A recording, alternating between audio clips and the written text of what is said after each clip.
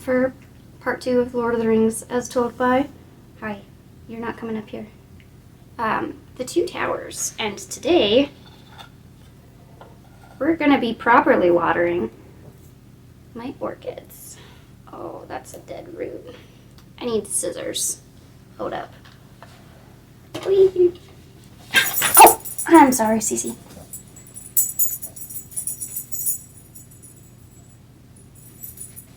Okay, I'm back. Okay, first up, I'm going to cut off these dead roots. There's no sense in keeping those there. That one's dead too.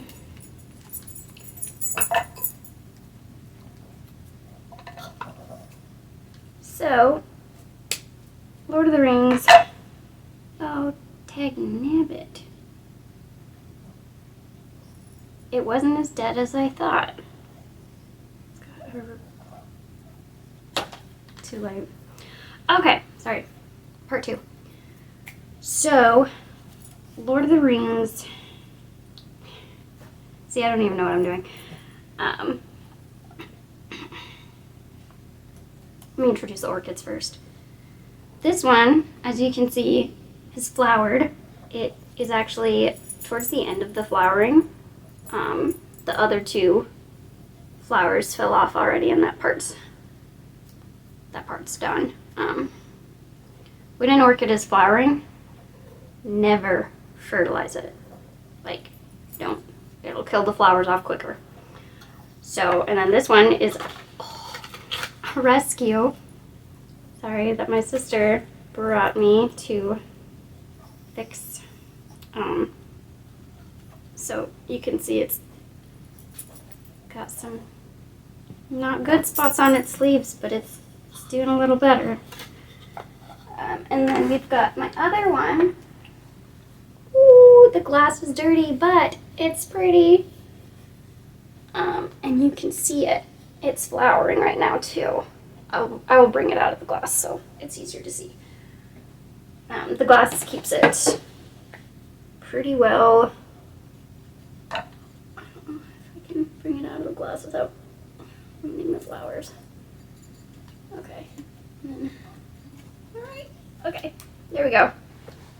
He's in, or she's in a makeshift little container. That's the bottom of a water bottle with slits cut into it for drainage. But she's doing much better, actually, than she had been. And she's got flowers again. Okay. So,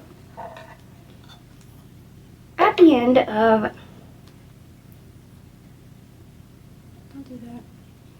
At the end of the Fellowship, Boromir dies, obviously, and the Fellowship splits. So, in Two Towers, we follow both sides. Do you want up here? Come here. And they can see you again. No? Okay. So, don't water orchids with ice cubes, just water. And we're gonna just take turns, kind of let that soak, and then take him out of the water a little bit later. Do the same for you. Although, no, you stay. My light turned off. Good gravy. Good gravy. I don't know.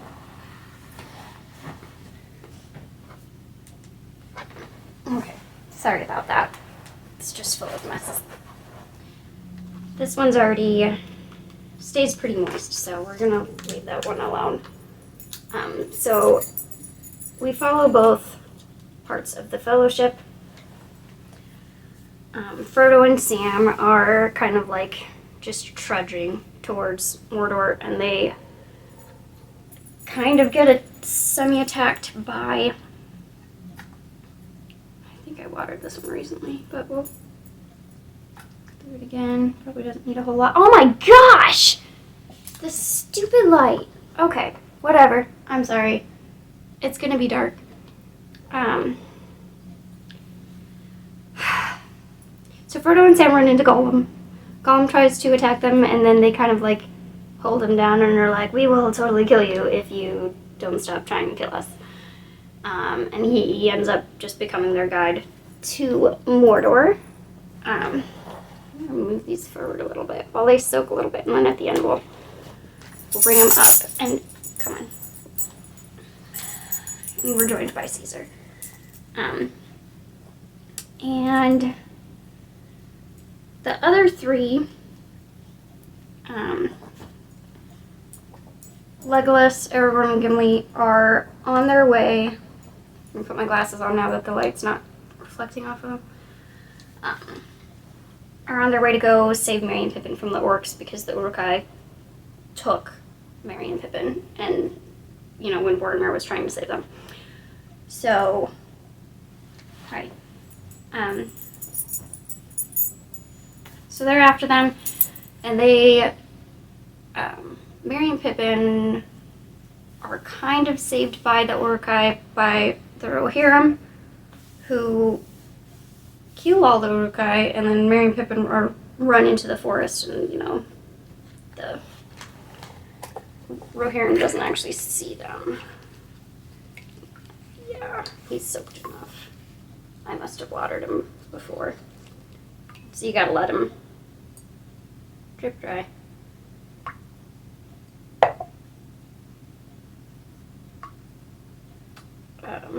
I did not think this through.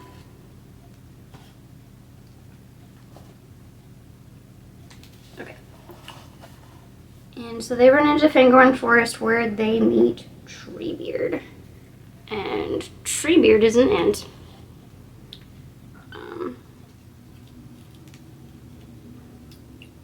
You're probably okay too. Just pour that on you again. Okay, Treebeard is an ant. And basically a shepherd of the forest. He takes care of the trees and stops them from killing Merry and Pippin later. Hi.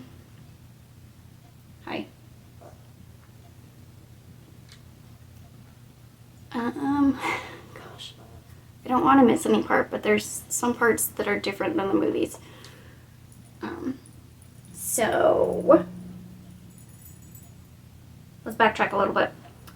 Éomer, we're introduced to Éomer, who is a man of Rohan. He's actually the nephew of the king, King Theoden. And King Theoden is under a spell by Grima Wormtongue.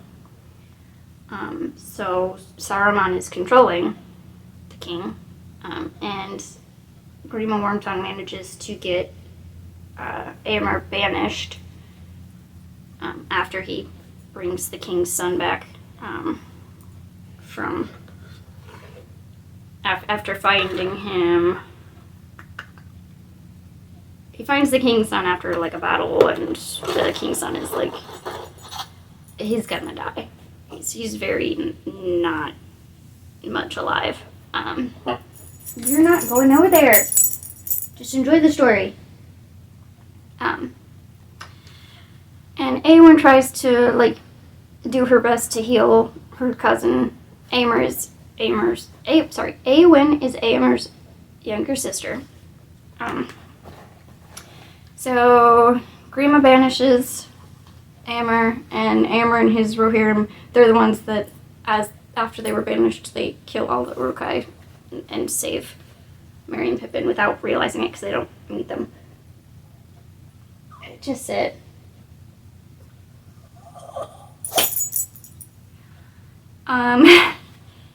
And so Aragorn, Gimli, and Legolas, they run into Éomer, and they're like, "Hey, have you seen our friends? They're being they're being carried by a bunch of Uruk-hai." And Éomer's like, we killed those guys already. And Aragorn's like, "Okay, well, what about the two ones that looked like little kids?" And Éomer's like, "We didn't see them, but we didn't leave anybody alive, so, sorry. The bodies are over there." And he gives them, He gives them 2 horses from 2 of the Rohirrim that got killed in the attack. So they go, and you need to stop. And they only find a belt from Merry and Pippin. And then Aragorn uses his tracking ranger skills to... He figured out that they were chased by an orc into Fangorn Forest. The story's so all over the place because it, like, in the book, the first half focuses on, like, I think it focuses on the trio first, and then the second half focuses on Frodo and Sam. So we'll do that. We'll focus on the trio first. So they are like, oh boy, they're in Fangorn Forest, and so they go in, and they end up running into Gandalf, who they at first believe is Saruman. And I really need to shorten this because this is going to be too long. And Gandalf is like, hey, yeah, I'm alive, I survived. Or, well, I came back, I didn't survive, I was dead, I totally came back. And they're like, oh my gosh, that's amazing. We're so glad to have you back. I'm sorry we thought you were Saruman. And he's like, it's all good, bruh. And,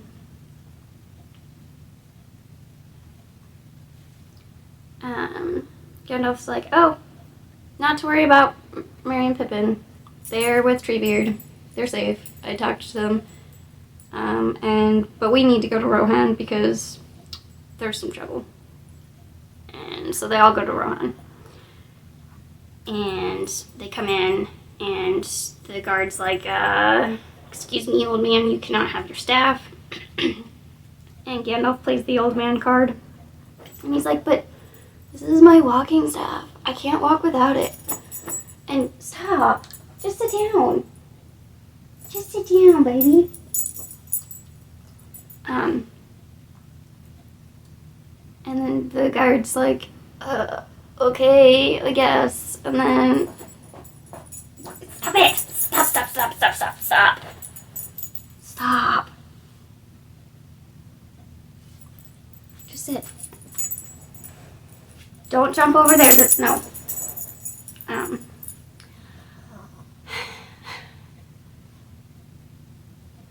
And Gandalf, like, judo chops Saruman out of King Theoden, and, Grima Wormtongue gets in trouble because the king and, everybody else is like, oh my gosh, you were controlling the king, blah, blah, blah, and he gets, like, kicked out, and, yeah, so, then what happens?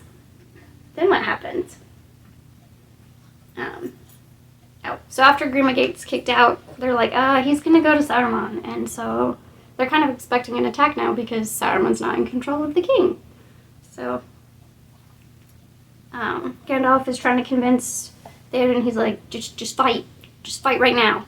Go lead them out away from the people, and Theoden's like, no.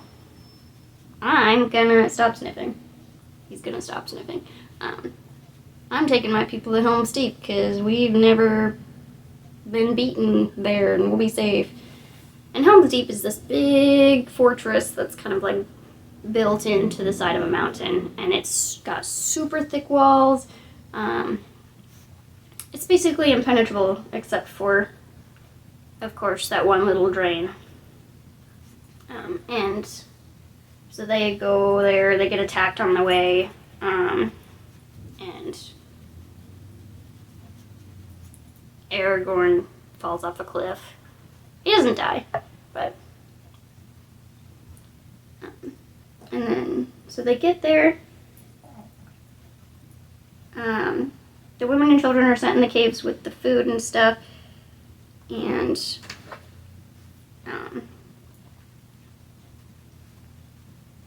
Gandalf went to go get Éomer because he's like, they're good men, they're gonna come back to fight for the king, and Theoden's like, nah, he's mad at me. I totally banished him, and that's not cool.